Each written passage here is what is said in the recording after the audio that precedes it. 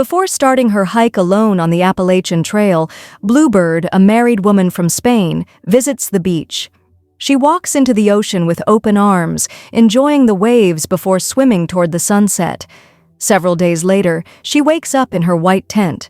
She steps outside, closes her eyes, and feels the cool wind on her face. She goes to a quiet place for some privacy, brushes her teeth, fills her water bottle, and then sits on the grass to have breakfast. Soon, Lake, a younger hiker she met earlier, arrives. After eating, he taps on his food container with a spoon, creating a rhythm. Bluebird joins in, and they make music together, waking up a nearby camper. The camper says goodbye with a hug, and Bluebird and Lake continue their hike. They stop later to see some wild horses, but the animals stay away. The next morning, they rest near a stream, clean their clothes, and enjoy a swim. That evening, they reach a small hostel to spend the night. The next day, they chat with other hikers and play a game of hacky sack. Later that day, Bluebird tells a funny story about how she first met Lake. She jokes that they happened to be in the same spot when they needed some privacy. Lake laughs and says she left out the best parts. Flop asks if there's more to the story, and Lake encourages Bluebird to keep going. She adds more details, making everyone laugh. Lake says he apologized back then for being awkward, and after that, Bluebird read his palm. Curious, Dragon asks if they hike together every day. Both Bluebird and Lake say yes. When Hex notices Lake blushing, she teases them, saying they must be in love, but Bluebird quickly says they're just friends, nothing more. Lake then shifts the conversation, asking the group how long they've known each other. They reply that they met just 3 days ago. Suddenly, a new hiker named Eliza arrives. Dragon asks if she's only hiking part of the trail, but Eliza says she's finishing the whole thing. Bluebird asks how her journey has been so far, and Eliza replies that it's been great. When Eliza hears Bluebird's accent, Bluebird explains that she's from Spain and that her husband's family is from the U.S. After learning that Eliza has been hiking solo the whole time, Bluebird says she also started her trip alone. Lake speaks up and says he's been hiking with Bluebird for a while now. After spending the night at the hostel, the two continue their journey the next day, walking through light rain. Later, while resting, Lake asks Bluebird about something he's noticed. He wonders why she never seems to shave. Bluebird simply explains that she had laser treatment years ago, so she doesn't grow hair anymore. Curious, Lake then asks if she's single. Bluebird repeats the question back to him.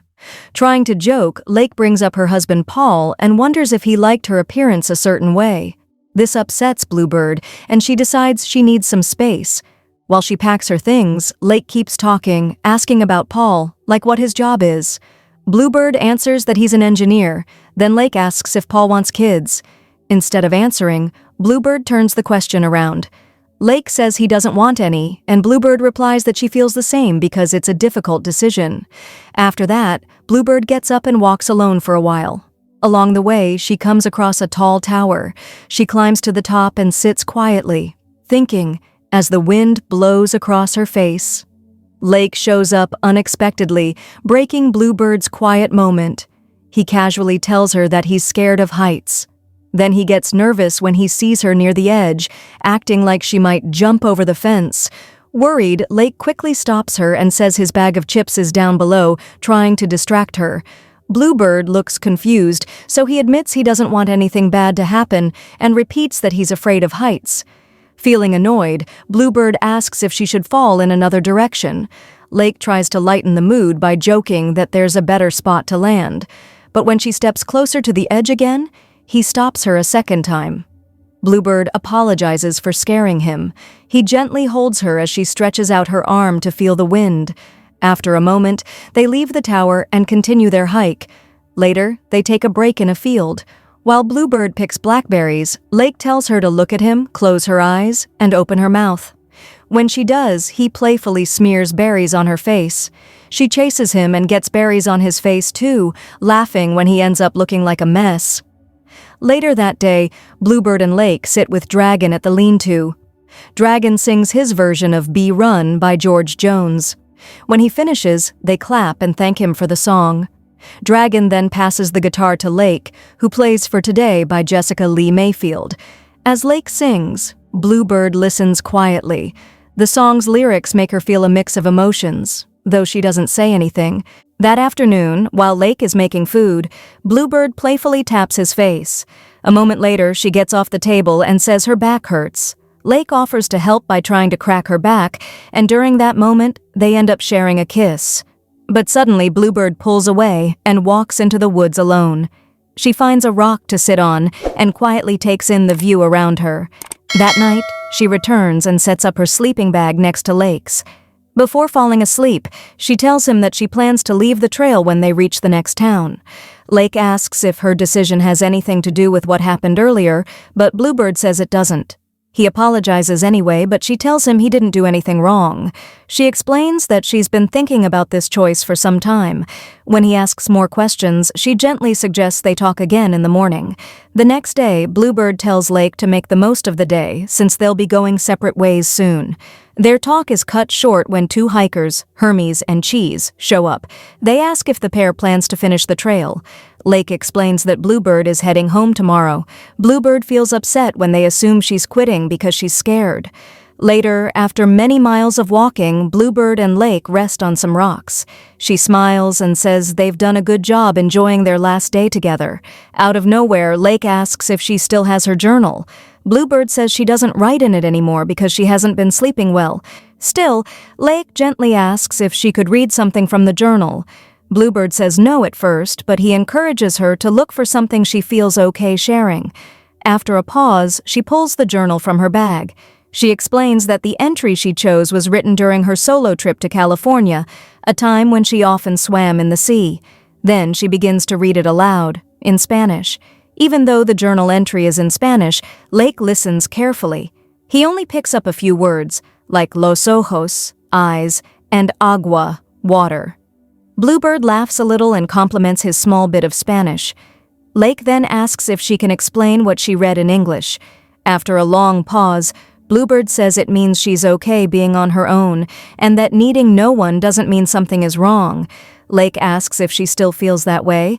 Bluebird says it's not that she dislikes people, it's just how she felt at the time. Lake shares that he never thought that way. After his father left, he often felt like he needed someone. Maybe that's part of why he and Bluebird started hiking together. Bluebird gently corrects him. She says she joined him on the hike because she wanted to, not because she needed to. Lake finds this hard to understand. He points out that she's ending her hike to return to her husband and wonders if something changed in her mind during the journey. He asks if she'll write about it. Bluebird reminds him that her journal is full, so she can't. Lake suggests she could just tell him, but Bluebird notices he seems bothered. She asks why. He says he's not upset, just curious, and admits he's never felt okay being alone. He worries that maybe she sees him as simple or less thoughtful, but Bluebird reassures him. She says she doesn't see him that way at all. After their talk, they keep walking down the trail. Soon they meet an older man who kindly offers them some chili. He also gives them a small handmade angel. The man explains that he often comes out to help hikers, knowing how cold, tired, and hungry they can be. A little later, the kind old man offers Lake and Bluebird some whiskey. He explains that he doesn't drink, and it was a gift from a friend.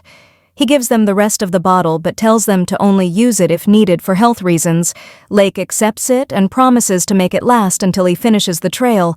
After that, they continue walking. When they reach their campsite, Lake suggests making a small fire to mark their last night together. Bluebird agrees. Later, while taking a short break alone, Bluebird notices a tick on her leg. She chooses to leave it for now and goes back to the tent. There, she sees Lake talking to a hiker named Ratman, who isn't fully dressed. Ratman gives them advice to stay safe and follow what feels right in their hearts. Later, the two of them eat an early dinner and watch the sunset. As they sit by the fire, Bluebird tells Lake that he should think about getting a phone when they reach town. But Lake says he hadn't planned on going with her. When she asks why, he explains that he still has enough food and doesn't see the need. Lake asks if she wants him to go, but Bluebird leaves it up to him. Then she offers him her phone, saying it might help if anything goes wrong. At first, Lake refuses, saying he doesn't think he needs one, but Bluebird explains that having a phone would be smart, especially while hiking alone. Soon after, Lake opens the whiskey the old man gave them. Together, they raise a toast to Maine, the end of the trail, and take a sip. After a while, Bluebird shares a thought. She says it's hard to picture Lake anywhere else but the trail, since that's where they first met. Then she asks what he plans to do once his hike is over. Before he answers, Lake notices the tick on her leg and points it out. She brushes it off, and he says he'll figure things out after the trail is done.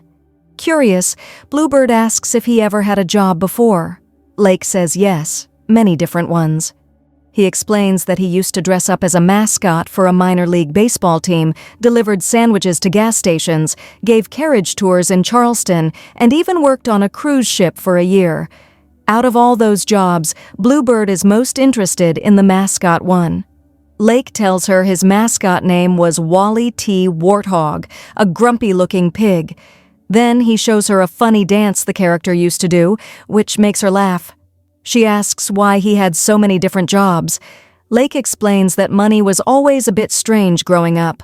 One of his parents passed away when he was young, and he used to get monthly support checks from the government until he turned 18. After hearing this, Bluebird gently changes the topic. She suggests they do something fun to lighten the mood. She asks if he wants to play a game, and he agrees.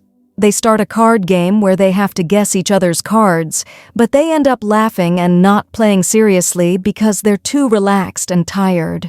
Later, as Bluebird gets ready to sleep in the tent, Lake lies by the fire and asks if she's still awake. She switches on her small light to let him know she is. Lake brings up a children's story about a bird searching for its mother. As he tells it, the bird asks a cat, a dog, and a cow, but none are his mom. Later, near the tent, Bluebird quietly reveals she can't have children. They share a quiet hug under the night sky. The next morning, Bluebird and Lake wait by the road. After one car passes, a yellow truck picks them up. Bluebird enjoys the view during the ride, while Lake stays quiet, sad their time is ending. In town, they eat at a diner. Bluebird orders breakfast, Lake just gets coffee and water. She suggests saying goodbye after the meal, but he doesn't respond. She offers him her phone, but he stays silent. When she realizes he's ending his hike too, he gets upset and walks off. Later, Bluebird hitchhikes alone, gets dropped at a store, buys yogurt, and checks into a small inn. There, she meets a man named Spencer. They joke about where she's from and share a friendly moment.